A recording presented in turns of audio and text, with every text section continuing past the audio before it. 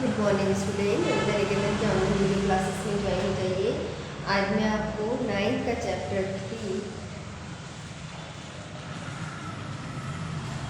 परमाणु एवं अणु उसे एक्सप्लेन करिए। प्रीवियस क्लास में हम देख चुके थे कि परमाणु क्या होता है। परमाणु मतलब जो लास्ट की स्टेज पदार्थ की जिसे अपन विभाजित नहीं कर सकते उसे परमाणु कहते हैं। फिर दो नियम बताए थे। पहला नियम अपन कल पढ़ चुके थे जिसमें आपको द्रव्यमान संरक्षण का नियम बताया था कि कोई भी दो पदार्थ अगर मिलाया जाता है किसी भी रासायनिक अभिक्रिया में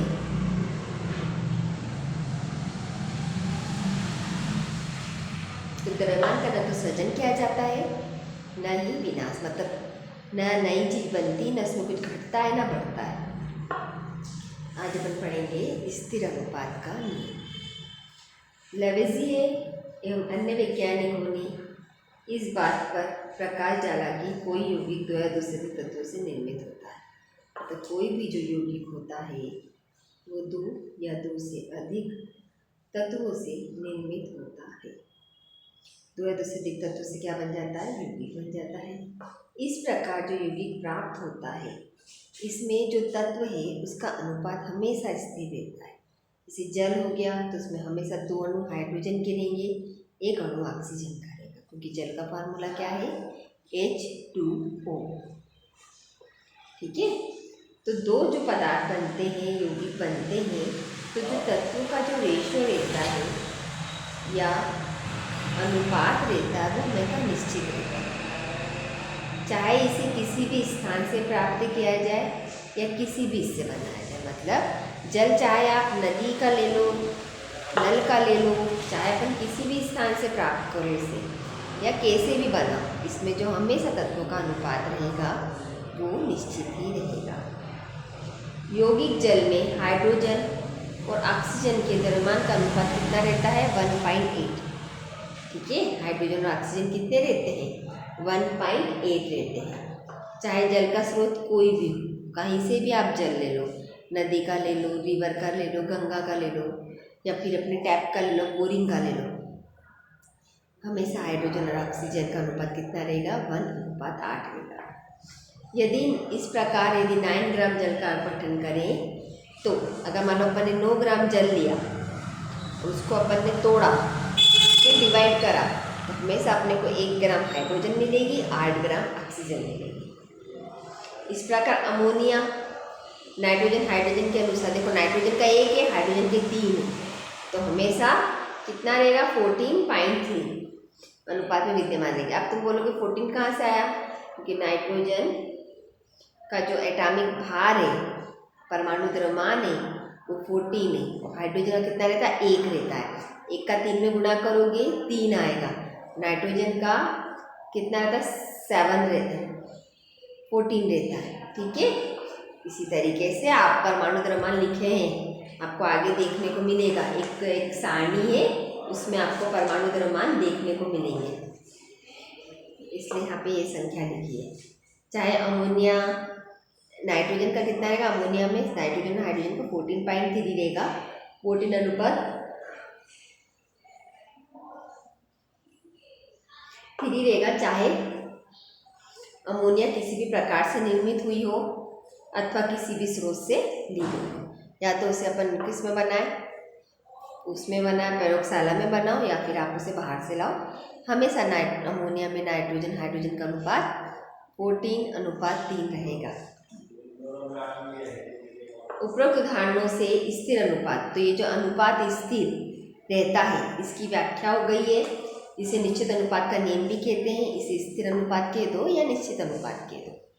ठीक है, क्राउच ने इस नियम को इस प्रकार से व्यक्त किया था कि किसी भी यौगिक में तत्व सदैव एक निश्चित द्रव्यमान के अनुपात में विद्यमान रहते हैं।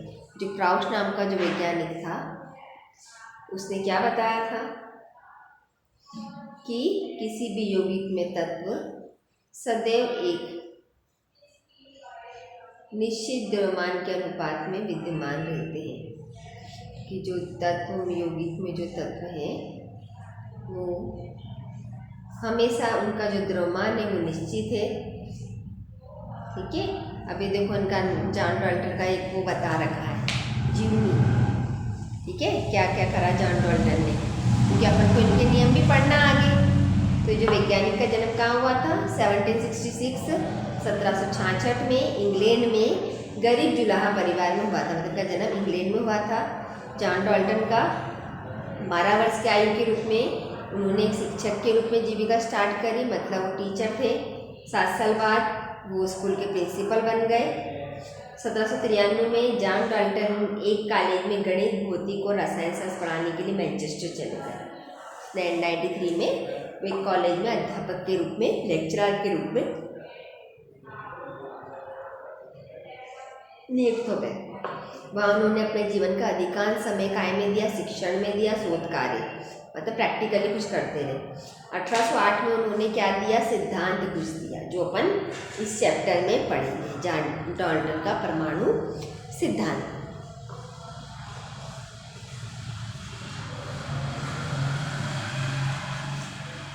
जॉन डाल्टन ने द्रव की प्रकृति के बारे में एक सिद्धांत, जो द्रव है उनकी प्रकृति कैसी है, नेचर क्या है, उसके अकॉर्डिंग क्या करा? एक सिद्धांत प्रस्तुत किया।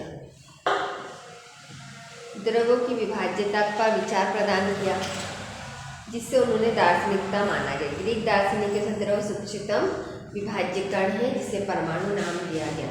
मतलब जो सूक्ष्मतम अविभाज्य कण है, जिससे अपन ने क्या नाम दिया? परमाणु, ठीक है। इनका नाम क्या था? परमाणु, लास्ट नाम, जो लास्ट में जो बचता है पदार्थ का अंतिम कण जो नहीं टूटा जा सकता, उससे क्या दिया? परमाणु नाम दिया। डाल्टन का यह सिद्धांत रासायनिक संयोजन के नियम पर आधारित है, ठीक है। अब इसका सिद्धांत अपन पढ़ेंगे। जॉन डाल्टन ने जो सा भी सिद्धांत दिया परमाणु के बारे में, द्रव की प्रकृति के बारे में, उस सिद्धांत को अपन रीड करेंगे।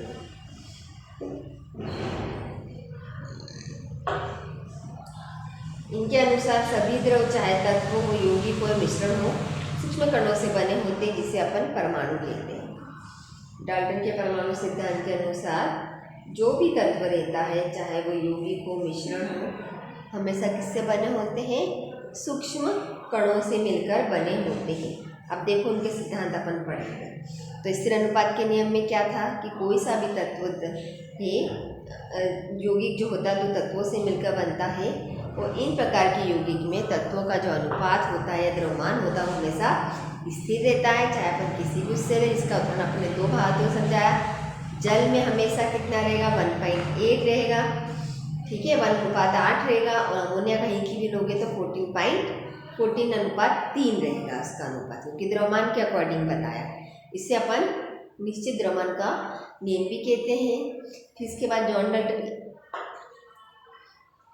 जॉन डाल्टन की रिपोर्ट अपन ने पढ़ी कि जॉन डाल्टन क्या था कि ये इंग्लैंड में रहता था, वो एक प्रिंसिपल बन गया।